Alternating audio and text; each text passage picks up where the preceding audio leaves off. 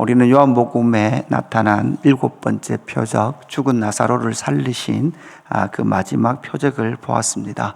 이 표적을 끝으로 이제 나타나는 두 현상, 죽은 나사로를 살림을 통해서 나타나는 첫 번째 현상은 11장 53절에 보니까 이날부터는 그들이 예수를 죽이려고 모의하니라 이렇게 기록하고 있습니다. 여기서 모의하다라는 것은 결의하다, 결정하다라는 뜻을 가지고 있습니다. 그래서 이날부터는 그들이 예수를 죽이려고 이제는 결정을 하고 결의를 하고 예수를 죽일 날을 기다리고 작전을 짜고 있는 상황입니다. 그뿐만 아니라 오늘 12장 1절 본문에 보니까 유월절 엿새 전에 이렇게 기록을 하고 있죠.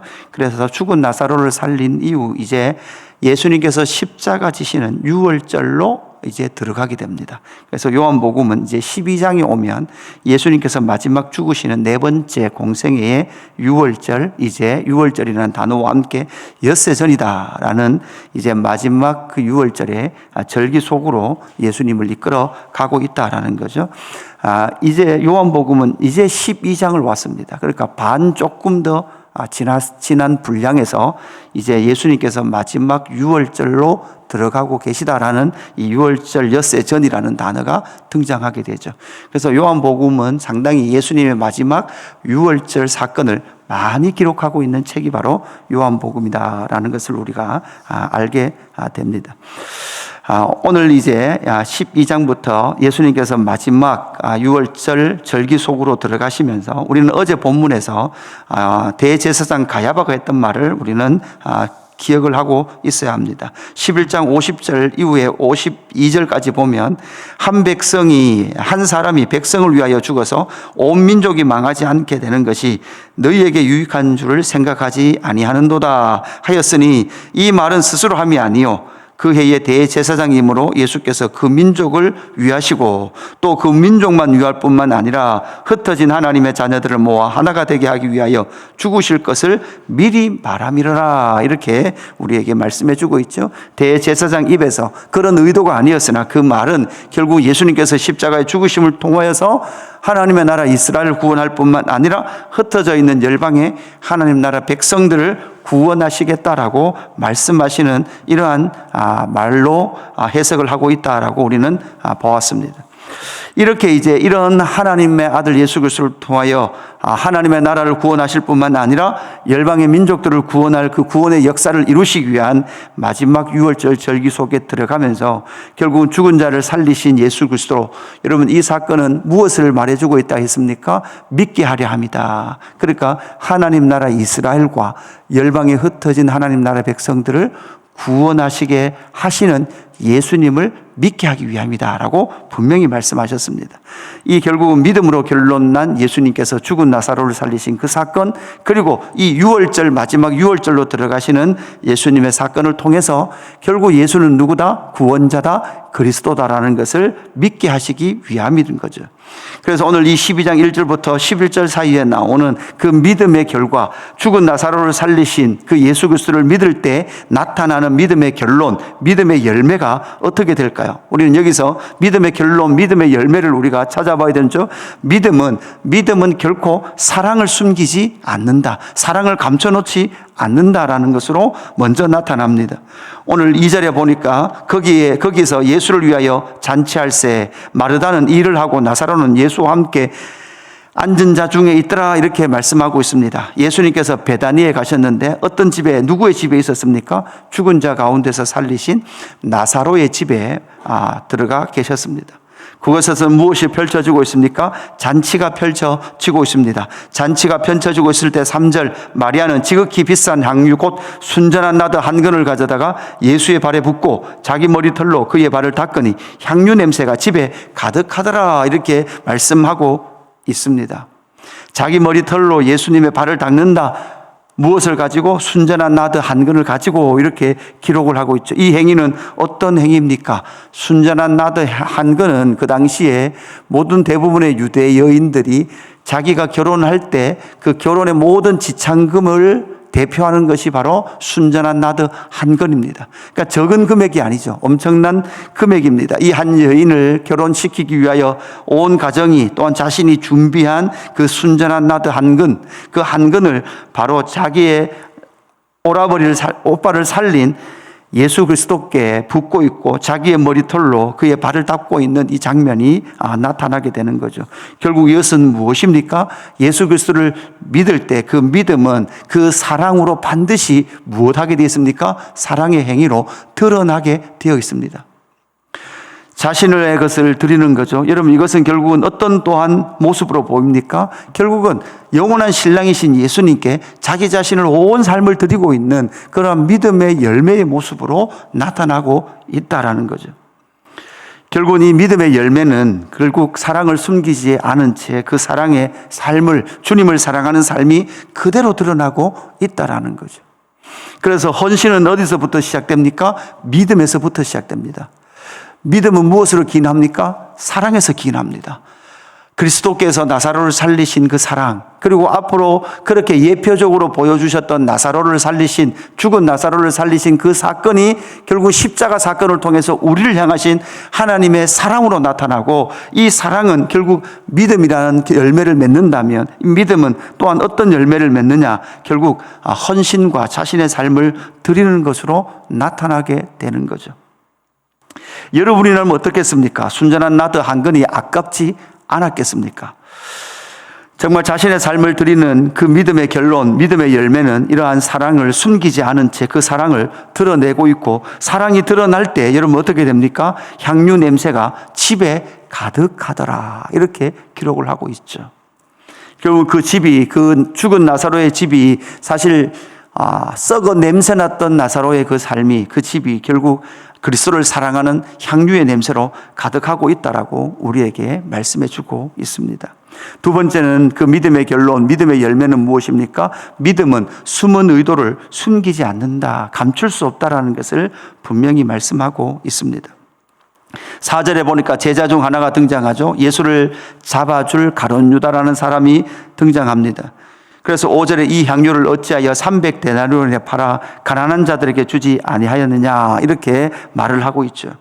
그러니까 상당히 큰 금액, 그 큰 금액, 이 순전한 나드 한 건을 팔면 300데나리온을 받을 수 있는데, 그것을 받아서 가난한 사람들에게 왜 나눠주지 않고 그것을 예수님의 발을 닦는 데 사용했느냐, 이렇게 지금 가룟 유다가 책망하듯이 그렇게 말을 하고 있죠.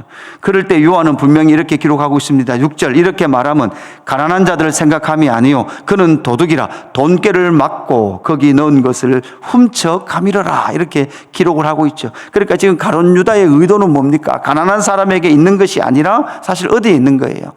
자기가 그 돈을 훔쳐가기 위하여, 결국은 자기 자신을 위하여 지금 이렇게 말을 하고 있다라고 기록하고 있죠.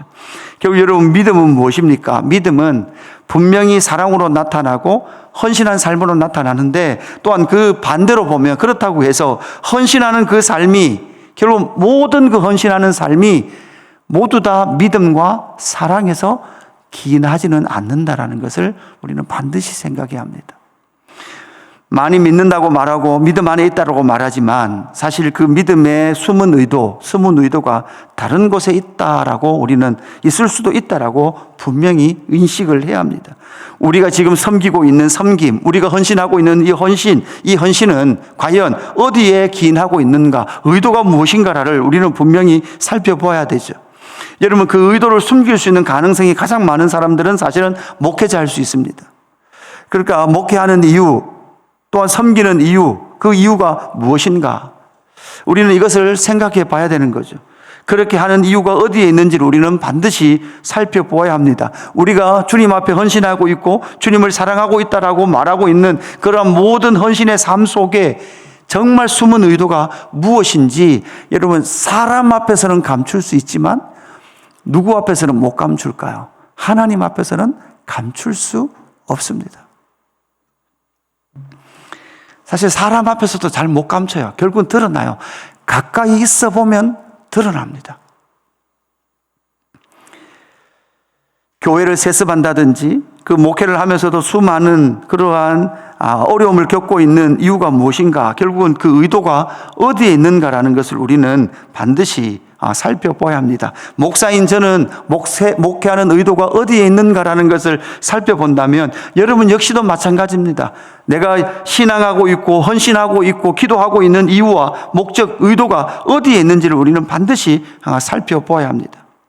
세 번째, 믿음의 열매를 우리가 인식할 때 믿음은 결코 두려움을 숨기지 않는다라는 것을 반드시 기억을 해야 합니다.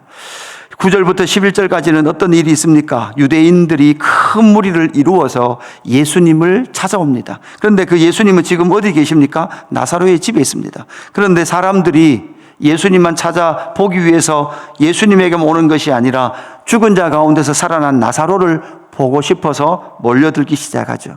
그러니까 지금 나사로는 예수님의 증인으로 등장해요. 그런데 예수님으로의 증인으로 등장하는데 그렇게 죽은 나사로에게 닥치는 위기는 무엇일까? 10절에 보니까 대제사장들이 나사로까지 죽이려고 모이하니, 그러니까 나사로까지 죽이려고 하는 거예요. 누구도 죽이고 예수님도 죽이고 나사로도 죽이고. 그 상황 가운데 11절, 나사로 때문에 많은 유대인이 가서 예수를 믿음이러라.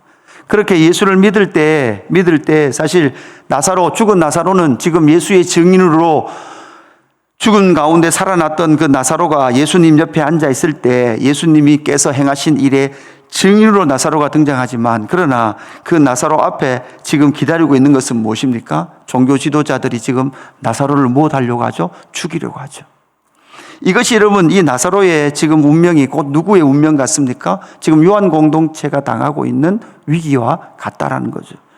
예수님의 증인으로 등장할 때 세상은 박해합니다. 성경은 언제나 그것을 말하고 있습니다. 우리가 예수님의 온전한 증인으로 살면 살수록 끊임없이 두려움이 찾아옵니다. 여러분, 헌신하면 여러분 뭐가 찾아옵니까? 두려움이 찾아오죠. 여러분, 헌금을 과하게 많이 하면 두려움이 찾아와요. 헌신하면 두려움이 찾아옵니다. 그러나 그렇게 사랑 안에, 믿음 안에 거할 때 그 두려움을 숨기지 않고 언제나 그 두려움의 길들을 나가게 된다는 거죠. 성경은 예수를 믿을 때 두려운 일이 없어, 괜찮을 거야, 만사형통할 거야 라고 말하지 않아요. 예수의 증인으로 등장하니까 반대 세력이 나사로를 말려고 그래요. 죽이려고 그래요. 그래서 너희가 예수를 믿으면 너희 가운데 환난이 많다라고 분명히 말을 하죠. 그러나 그 환난 또한 이길 수 있는 것은 예수 그리스도를 믿는 믿음일 뿐만 아니라 예수님께서 우리를 사랑하신 그 사랑에 기인한다라는 것을 기억하는 저와 여러분의 삶이 되기를 주님의 이름으로 축복합니다. 하나님 아버지, 감사합니다. 믿음의 근원이 어디에 있는지 이 말씀을 점검해 보는 저희들 되게 하여 주옵소서. 하나님, 나를 살리신 예수 그리스도를 위하여 내 삶을 드리고 있는지, 그리고 내 삶을 드려 사랑함을 통하여 온 집이 그리스도의 향기를 나타내고 있는지 돌아보기를 소망합니다.